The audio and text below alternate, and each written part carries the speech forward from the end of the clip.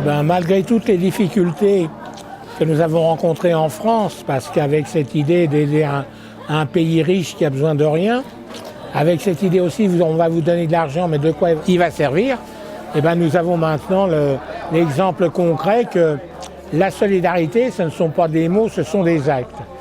Nous avons réussi, avec le concours de nos amis du lien populaire, à faire en sorte que la solidarité de France se manifeste sous différentes formes.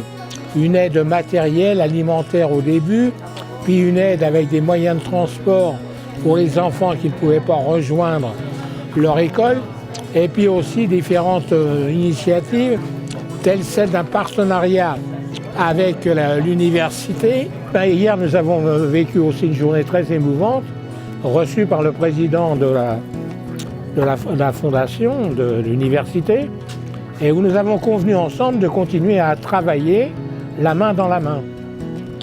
J'ai eu beaucoup d'émotions quand j'ai vu un pont qui avait été construit dans l'université et qui portait le nom d'amitié du Secours populaire et de l'université.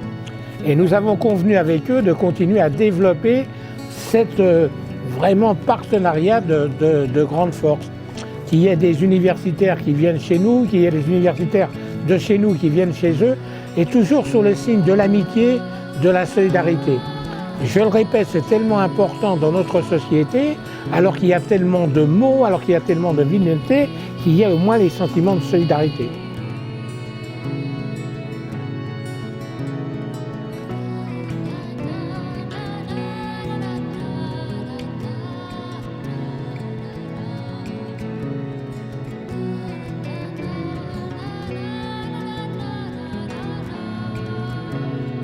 Ma relation avec le Secours populaire concerne principalement l'université de Miyagi et la poursuite des échanges, maintenant que la médiathèque a été inaugurée, la poursuite des échanges par des cours de français et par des événements culturels qu'on va pouvoir proposer à l'université, à la fois avec l'Alliance française et en partenariat avec l'ambassade de France et l'Institut français du Japon.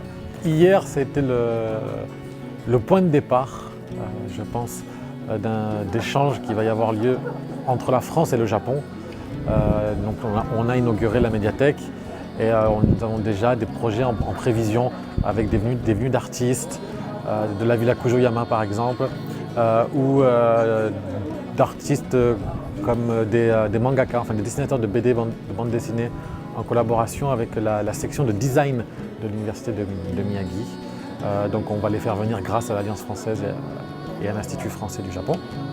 Et donc on va pouvoir avoir des rencontres et continuer les échanges qu'il y a entre la France et le Japon.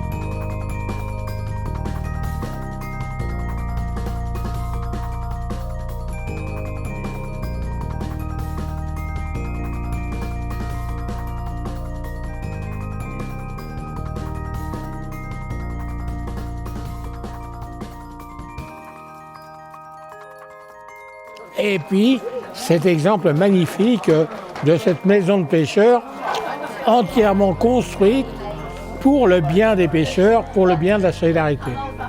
Eh bien, c'est la grande différence de l'association avec certaines associations dites caritatives ou humanitaires qui, sur le coup de l'émotion, font des choses sur place et après disparaissent. Nous, ça fait plus de 3 ans et nous continuons. Notre projet ici avec cette maison des pêcheurs, c'est qu'elle s'agrandisse, qu'elle fasse encore des travaux supplémentaires et aussi que se nouent des partenariats avec les pêcheurs de La Rochelle en particulier, qui connaissent bien le problème puisque c'est avec eux que nous avons noué ce partenariat.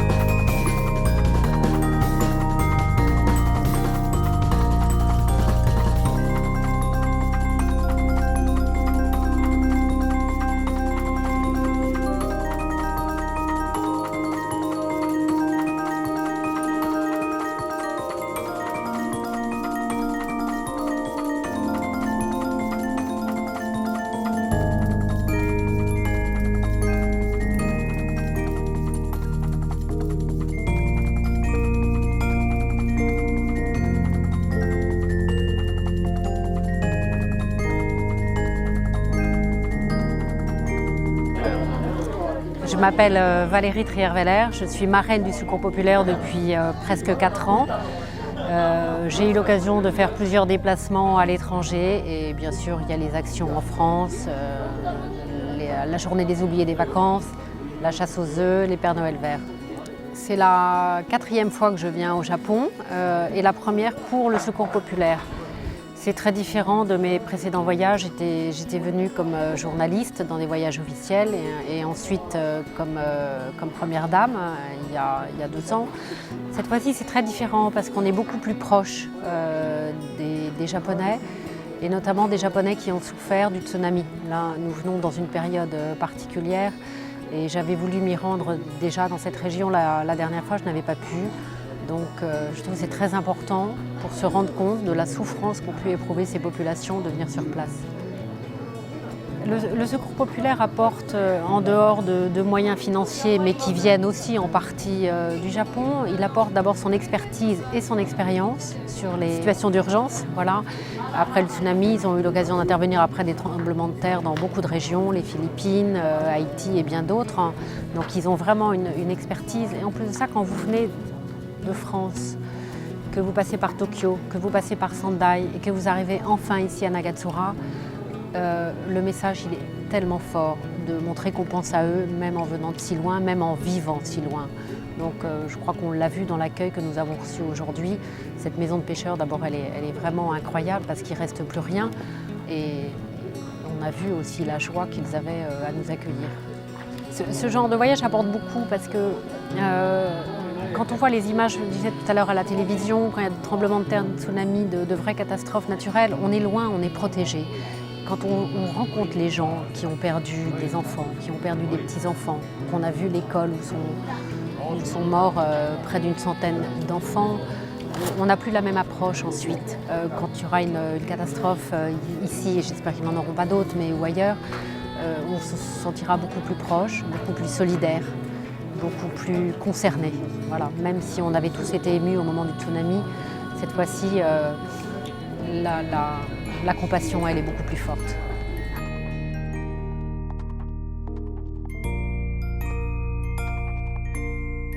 C'est donc notre volonté de continuer tout ça avec cette grande idée de mondialiser la solidarité.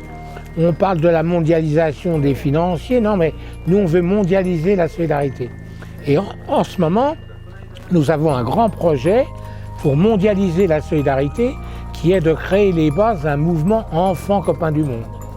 Il va y avoir à Paris, au début du mois d'août, des enfants japonais qui vont rejoindre des enfants venus de 70 pays où il y a des besoins de solidarité, qui vont se retrouver pour vivre ensemble des moments extraordinaires.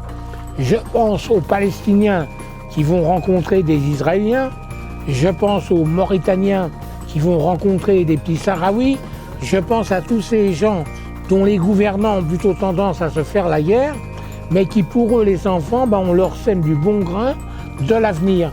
Apprenez à vous aimer au lieu qu'à vous fuir. Apprenez à vous rencontrer et faites des choses ensemble avec les enfants copains du monde. Les enfants japonais vont être accueillis dans des villages des Vosges, en France, pendant une quinzaine de jours, et ils vont se retrouver le 19 août, sous la Tour Eiffel, sur le Champ de Mars, avec 70 000 enfants venus de toute la France. Et donc ces enfants travailler au mouvement Enfants copains du monde, avec tous les maux de notre société, la violence, les attentats, la xénophobie, le racisme, eh bien les enfants et les adultes peuvent faire une vraie résistance. Moi qui suis un ancien résistant, je dis une nouvelle résistance.